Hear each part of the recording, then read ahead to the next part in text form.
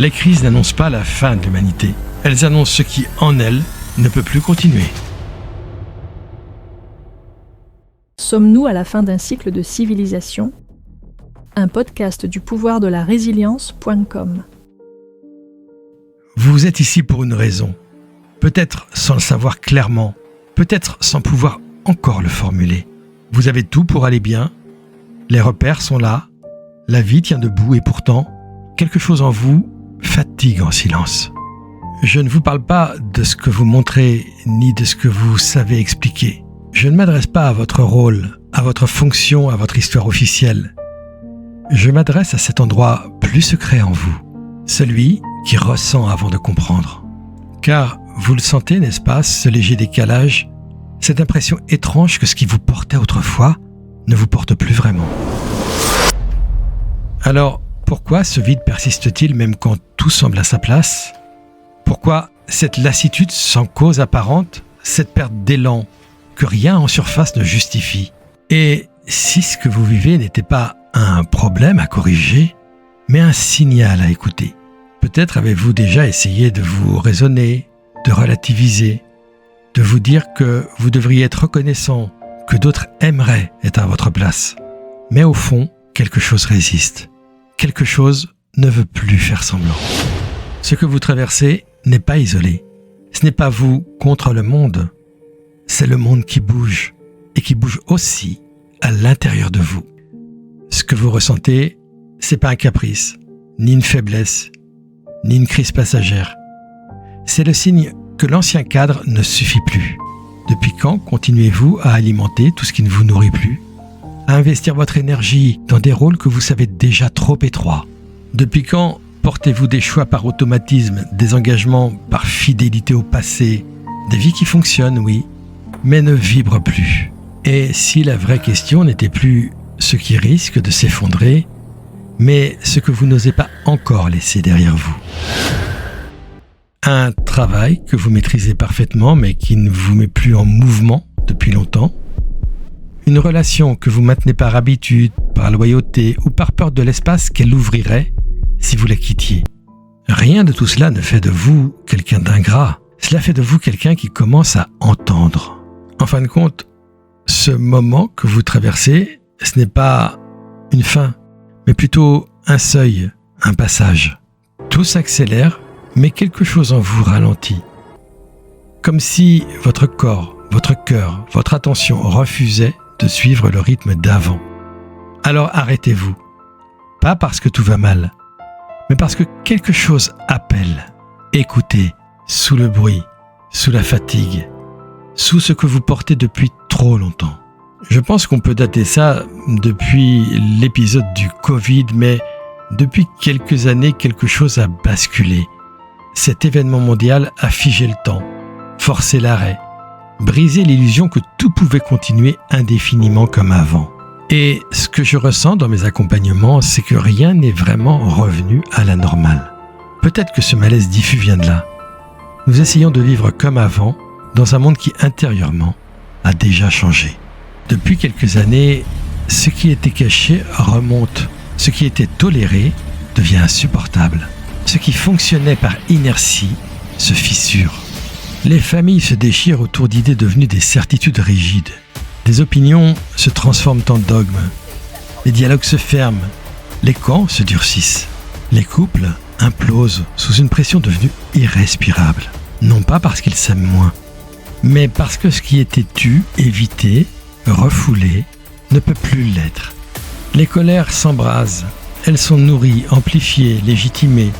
Chaque débordement devient un spectacle répété jusqu'à faire disparaître l'humain derrière l'écran. Et tout cela n'est pas anodin. Je ne crois pas que ce soit de simples tensions passagères. C'est le symptôme d'un déséquilibre plus profond. Un monde bâti sur la performance, la séparation, la peur, qui arrive à ses limites. Ce n'est pas encore le chaos, c'est la tension juste avant que quelque chose lâche, avant que quelque chose se transforme. Parce que lorsque la pression devient trop forte, ce n'est pas toujours pour détruire, mais parfois c'est pour révéler. Peut-être que ce que nous traversons n'est pas seulement une crise, mais d'abord une mise en lumière. une période où l'ancien monde craque, non pas par accident, mais plutôt parce qu'il ne peut pas contenir ce qui cherche à émerger. Ce malaise que vous ressentez, c'est pas un signe de faiblesse, mais la preuve que votre conscience ne peut plus se satisfaire des anciennes réponses. C'est pas que le monde devienne fou, c'est qu'il devient visible. Et peut-être que pour la première fois depuis longtemps, la question n'est plus comment revenir à avant, mais depuis quel endroit voulons-nous vivre maintenant? Les mots séparent plus qu'ils ne relient. Les désaccords deviennent des affrontements. On vous demande de choisir un camp, de tenir une position, de défendre une identité, parfois même contre votre propre ressenti. Avez-vous remarqué comme il devient difficile de simplement dire « je ne sais pas », de nuancer, d'écouter sans devoir répondre? Douter est devenu suspect. S'arrêter est perçu comme une faiblesse. Alors tout s'agite, tout parle plus fort, tout crie. Et vous, dans votre quotidien, comment le vivez-vous vraiment? Dans vos discussions familiales, est-ce que vous vous sentez encore libre de dire ce que vous ressentez? Ou choisissez-vous le silence pour éviter le conflit? Dans votre couple, est-ce que vous parlez encore à partir du cœur ou à partir de ce qui ne fera pas de vagues? Au travail, êtes-vous encore en lien avec ce que vous faites ou simplement en train de tenir jour après jour?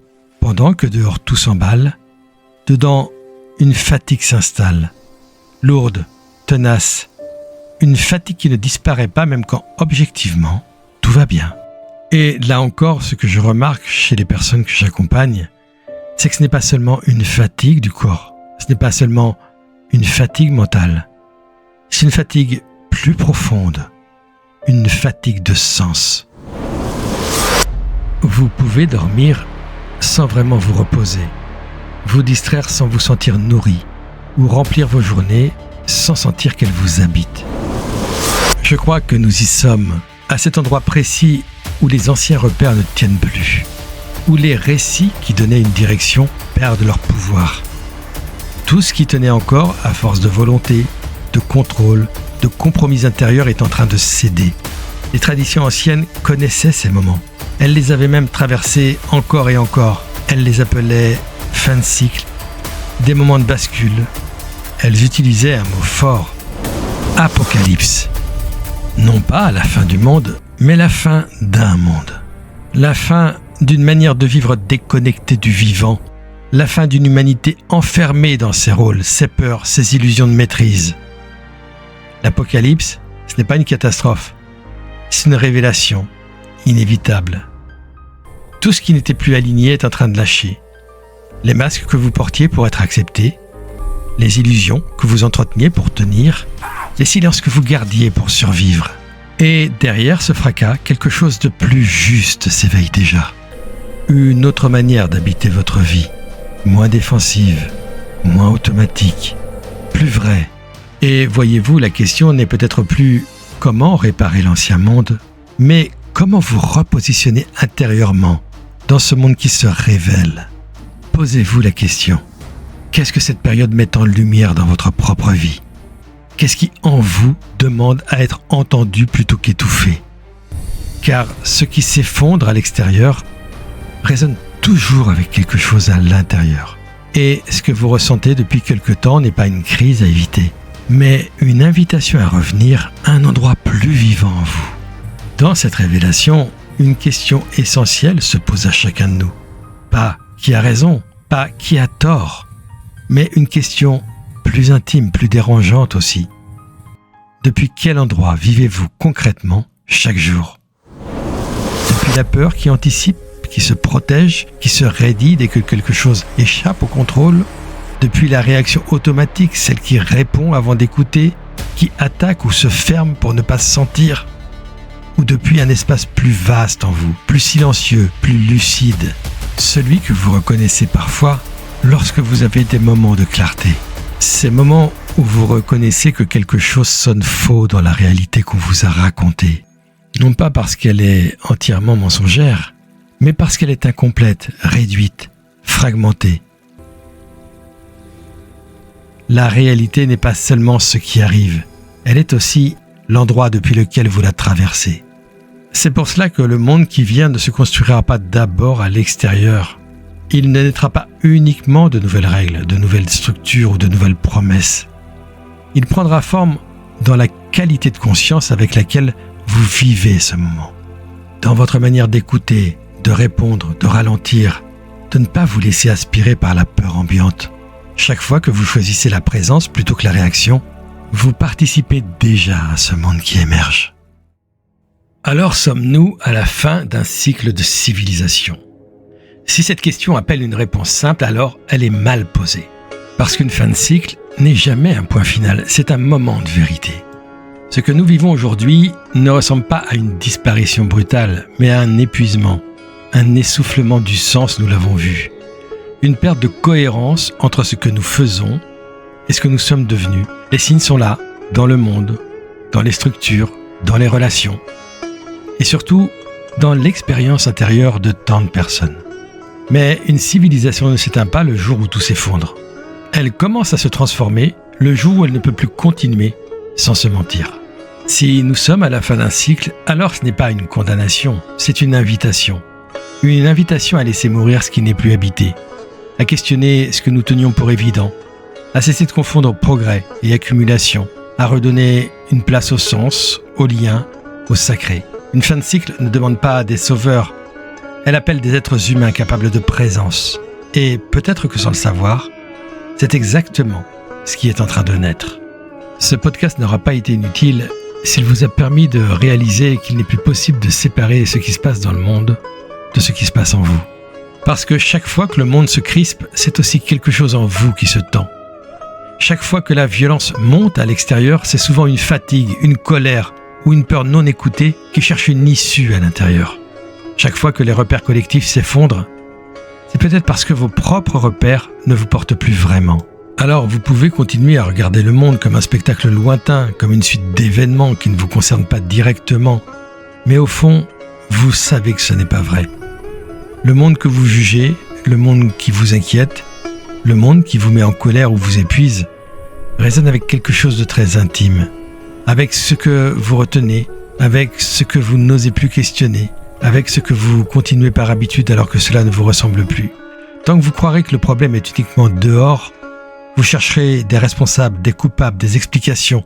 Mais le jour où vous acceptez que ce qui se joue dans le monde fait écho à ce qui se joue en vous, quelque chose bascule. Vous cessez d'attendre que tout change à l'extérieur et vous commencez à regarder depuis quel endroit vous vivez, pensez, agissez. Parce que chaque fois que vous choisissez la présence plutôt que la réaction, la lucidité plutôt que la fuite, la vérité plutôt que le confort, vous participez déjà à autre chose que le chaos ambiant. Le monde ne se transforme pas seulement par des décisions collectives spectaculaires. Il se transforme aussi silencieusement par la manière dont chacun habite sa propre vie. Et si ce podcast vous a permis ne serait-ce qu'un instant de sentir ce lien-là, alors il a déjà accompli l'essentiel. Et bien sûr, ce n'est qu'un épisode. Nous n'avons fait qu'ouvrir une porte, tracer quelques lignes, mettre des mots sur des ressentis que beaucoup portent sans savoir comment les nommer.